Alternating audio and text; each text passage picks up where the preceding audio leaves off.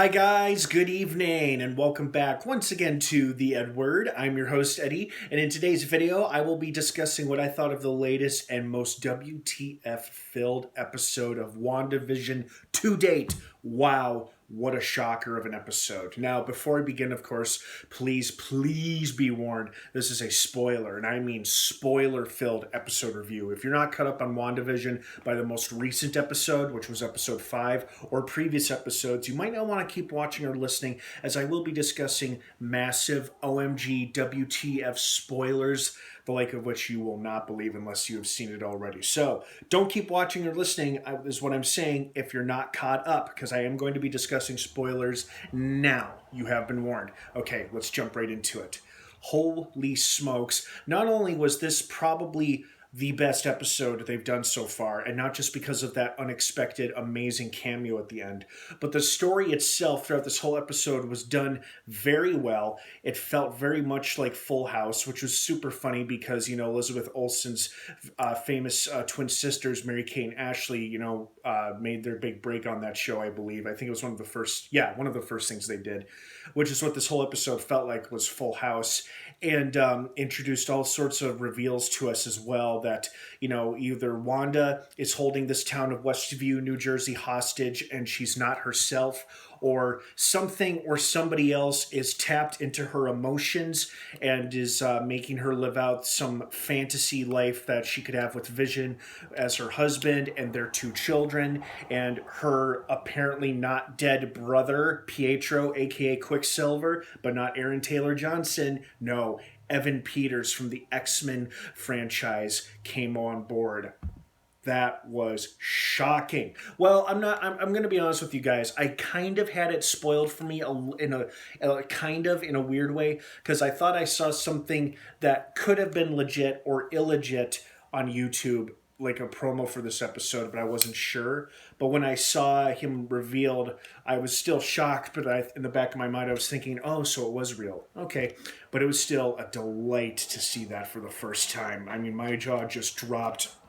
The implications of this moving forward are enormous, of course. And it makes sense that, we finally have our first X-Men character to cross over into the MCU. Personally, I thought they were going to save that honorary title for Deadpool, because Kevin Feige himself recently confirmed not too long ago that Deadpool 3, which is currently being worked on and written, I believe, is going to be an MCU film. So I thought they would make Deadpool the first one to be inducted into the Hall of Marvel, but I guess not. Quicksilver beat him to it, and that is not a complaint. I was absolutely delighted to see him, because despite the inconsistency of the X-Men franchise, how some of the movies are good and some are pretty bad, Evan Peters as Quicksilver was always a highlight for me, and I think I speak for a lot of other fans. Like you, we may not enjoy every single movie he's in, but every scene he's in, he's a scene stealer, and he usually is a highlight of the film, and he's usually got the funniest lines and the best parts. So I'm very excited to see what they do with him moving forward. Now, with this episode, left us with questions like, did Wanda bring him forth, or did something else? Because Wanda seemed very, very surprised that Pietro was there, because, it had pretty much been confirmed at this point that Wanda controls everything that happens in Westview, in this fantasy sitcom land she's created for herself and Vision, and now they're 2 nonstop growing boys. So what I'm curious about is, when this reality is eventually shattered or it ends, will Vision go back to being dead? Will their children cease to exist? And will all the residents suddenly wake up from a dream and say, whoa, where am I? What happened?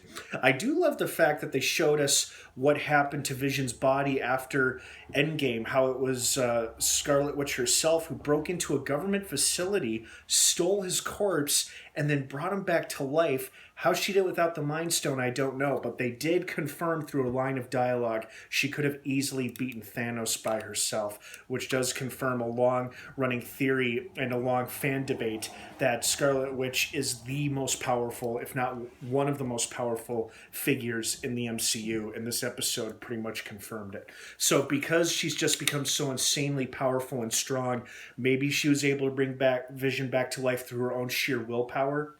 And maybe her powers have become so great she's broken or tampered with the fabric of time and opened up the portal to another universe, or maybe Doctor Strange is doing something behind the scenes we're not aware of yet, and it'll be explained in the Doctor Strange Multiverse of Madness sequel. We just don't know yet, but god damn, what a great episode. I do love that Vision finally caught on that something wasn't right, and that he is wondering what the hell is going on, and how he and Wanda almost had a fight over it. They had like a verbal fight, of course, in a disagreement, but like almost had a superhero fight.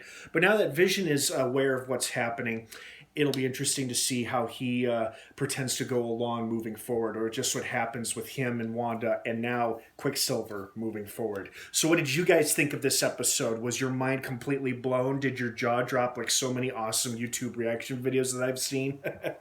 Thanks for watching, guys. Have a great rest of your day. Don't forget to subscribe to this channel for more episode reviews like this one. We've only got a few more episodes of WandaVision left, and I cannot wait. They keep teasing that we'll keep getting answers, and more awesome WTF stuff will be coming, so stay watching. All right, guys, have a great rest of your night. Thanks for watching, and of course, until next time, may the Force be with you.